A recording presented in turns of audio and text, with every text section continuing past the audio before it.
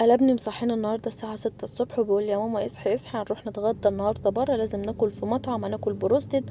وابني التاني يقول لي لا احنا عايزين بيتزا، وده يقول بروستد ده يقول بيتزا. قلت لهم بس مش رايحين احنا في اي حته ولا اي مطاعم، انا هجيب لكم اكل المطاعم لحد هنا في البيت وهعمله لكم وهيبقى انضف واحسن. المهم قمت بقى، واحد قال لي انا عايز بروستد والتاني قال لي انا عايز بيتزا ومانيش عارفه اعمل ايه. قلت انا اول حاجه انا هعمل الكول سلو. جبت الكرنباية وقطعتها خرط صغيرة بالشكل ده، قطع صغيرة خالص فرمتها. حابة الكروسلو يكون مفروم والقطع بتاعته صغيرة تمام، حابة ان هي بتبقى في ناس بتحبها تبقى حتت كده محددة كبيرة، كل واحد وراحته. وعذرا على التصوير المعاق ده، كان ابن اللي بيصور. كان في جزرية بقى حلوة كده عندي في التلاجة، وقمت رايحة بشراها بالمفرمة الصغيرة دي، بلاش المفرمة الكبيرة دي. قشرتها وغسلتها وفرمتها بالشكل ده.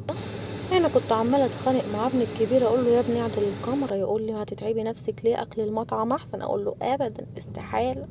بعد ما فرمت الجزر وفرمت الكرنب بالشكل ده، شايفين بقى الخرط، انا بحبها الخرط اللي زي دي كده. عندي بقى مايونيز هاخد منه معلقه كبيره، نعمل بقى دريسنج كده حلو مع بعض. اخدت منه معلقه كبيره، وبعد كده حسيت ان هو محتاج تاني عشان يبقى صيص وميس كده، قمت رايحه حاطه له كمان نص معلقه. وحطيت معلقه سكر، والسكر هنا على حسب رغبتك، وممكن تستبدليه بالايه، بالعسل النحل. حطيت معلقه السكر وقلبته كده وركنته في التلاجة. ما شاء الله نزل بقى الصوص بتاعه بقى زي الفل. كل ما سبت الكول سلو في التلاجة فترة طويلة كل ما خدت طعم يبقى احسن. هنا بقى الفراخ بتاعتي كنت متبلاها قبلها بحوالي ساعتين 3 كده. هسيب لكم 3 تتبيلات للبروستد، انا على طول بعمل اي واحده فيهم.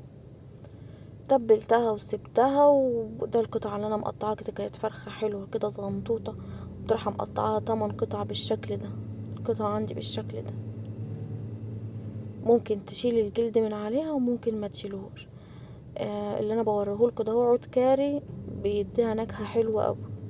المهم كل ما تسيبي الفراخ منقوعة في التتبيلة بتاعتها، كل ما بتاخدي الطعم بيبقى احسن وبيبقى اذكى كمان.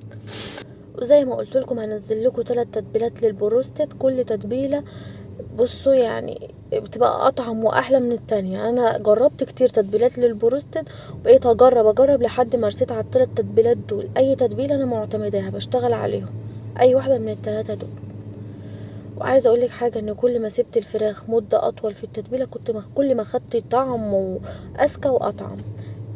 هنا بقى هبتدي بقى خلاص اعمل بقى الخلطه بتاعتي. هنا بقول لكم ان ده كريسبي جايبينه من عند العطار، عامل زي بتقولي كريسبي كنتاكي، بتقولوا كده كريسبي بتاع الكنتاكي. بس والله الصراحه ما عجبنيش قد كده. يعني انا كنت بعمل طبقه من الدقيق على طبقه من الكريسبي، لا، لما تعملوا طبقتين الدقيق بيديك النتيجه احسن واطعم كمان. انا عندي هنا كوبايه من الدقيق، حطيت عليهم ربع كوبايه من النشا. عندي بقى شويه بهارات زي البابريكا وبهارات فراخ وتوم باودر، بصل باودر، وشويه ملح وكركم. هقلبهم بقى على الدقيق. يبقى خلطه الدقيق اللي عندي دي كوبايه دقيق، ربع كوبايه من النشا، وشويه البهارات بقى اللي انا هسيبها لكم برضو على الشاشه. عندي الفراخ بتاعتي شفتوا دايبه ازاي في قلب التتبيله، شاربه من الصوص وهيبقى طعمها جميل.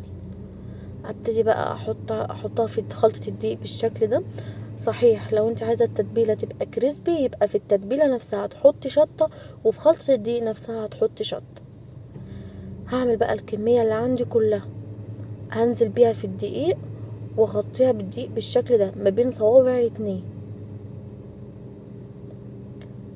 وانضفها من الدقيق بالشكل ده. هتديني شكل الخرفشة اللي هي فيها دي كده الطبقة الاولى. الطبقة التانية زي ما بقول لكم هنعملها في الدقيق تاني مرة، يعني نحطها بقى نرجعها في التتبيلة وبعد كده نرجعها في الدقيق. انما انا عندي هنا في الفيديو ده عملت طبقة من الدقيق وطبقة من الكريسبي، قلت اجربه بس الصراحة ما عجبنيش قد كده.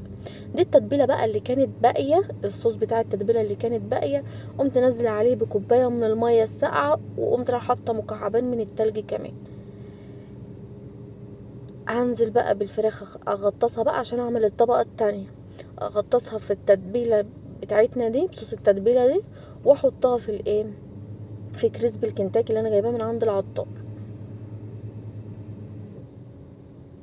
هيطلع شكلها بالشكل ده.